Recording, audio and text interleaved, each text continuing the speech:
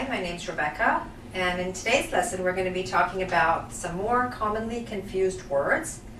These kind of words in English are called homonyms, and a homonym is a word that sounds the same as another word, but it has a different meaning. Very often it also has a different spelling. Okay, so let's start with the ones we're talking about today, which are these two, your and your.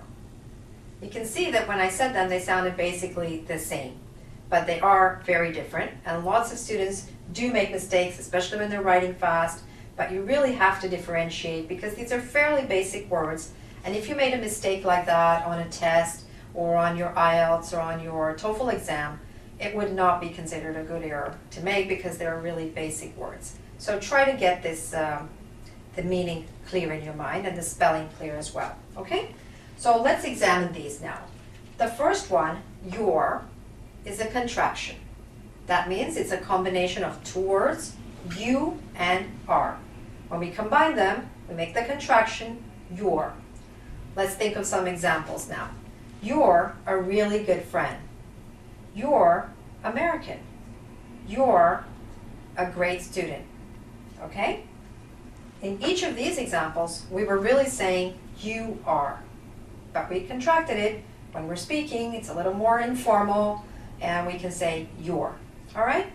The second one is the word your. Your, spelled Y-O-U-R, is a possessive adjective, which refers to something that belongs to you. This is your book. He's your friend. This is your house. Okay? In other words, this house belongs to you. That friend is your friend. Okay? So these are the two words. Be really careful not to mix them up.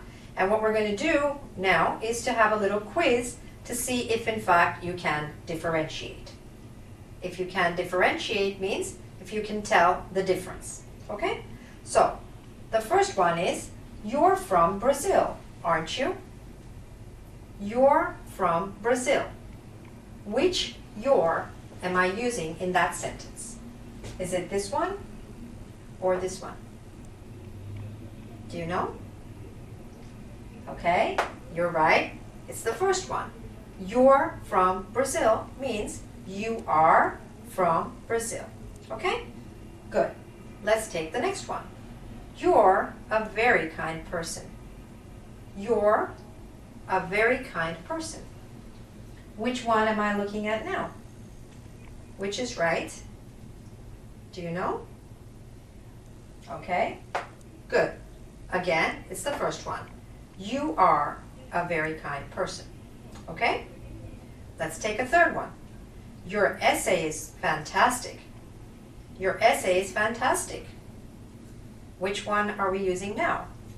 This one or this one? You're right. It's the second one.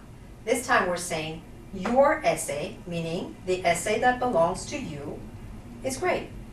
Okay? Another example. I can't understand what you're saying. I'm sorry. I can't understand what you're saying. Which your are we using now? This one? This one? What do you think? Okay. It's the first one. Because when I say it, I can't understand what you're saying, meaning what you are saying. I can't understand what you are saying. All right? Okay.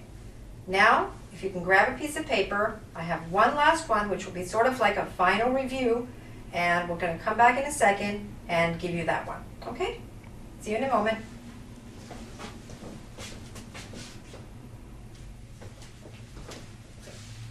Okay, so now to review, let me give you a sentence and you could write it down, okay?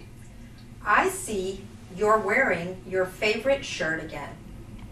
I see you're wearing your favorite shirt again. Take a minute to write that down. I'll say it again. I see you're wearing your favorite shirt again. While you finish writing that down, I'm going to write it on the board, okay?